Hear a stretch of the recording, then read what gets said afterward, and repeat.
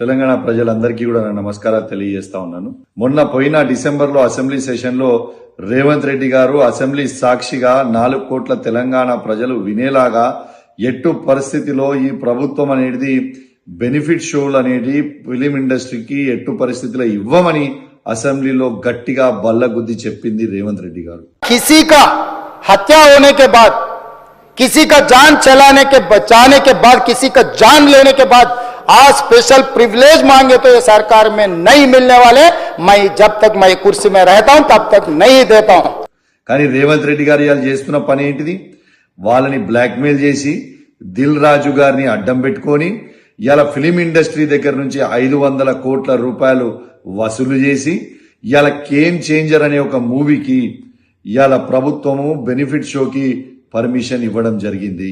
మేమేం బెనిఫిట్ షోకి వ్యతిరేకం కాదు, కానీ మేము రేవంత్ రెడ్డి గారు చెప్పిన మాట అసెంబ్లీలో ఏదైతే చెప్పిండో ఇయ్యమో అని చెప్పి ఇవాళ మళ్ళీ ఎందుకు ఇచ్చిండో అని మేము అడుగుతా ఉన్నాం.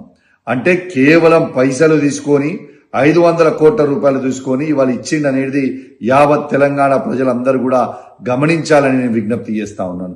రేవంత్ రెడ్డి గారు మీది నోరా మోరియా అని నేను అడుగుతా ఉన్నాను. నీకు సిగ్గు శరము లజ్జా మానం లేదా రేవంత్ రెడ్డి గారు అని నేను అడుగుతా ఉన్నాను. ఎందుకంటే నువ్వే పర్మిషన్ ఇవ్వా అని చెప్పి అసెంబ్లీ సాక్షిగా అందరికీ చెప్పి ఇవాళ డబ్బులు వసూలు చేసి 500 కోట్ల రూపాయలు ఇవాళ పర్మిషన్ ఇస్తే ప్రజలు ఏమనుకుంటారు అని కూడా సొయ్యలేదా నీకు రేవంత్ రెడ్డి గారు అని చెప్పి నేను అడుగుతూ సెలవు తీసుకుంటా ఉన్నాను. జై తెలంగాణ, జై కేసీఆర్.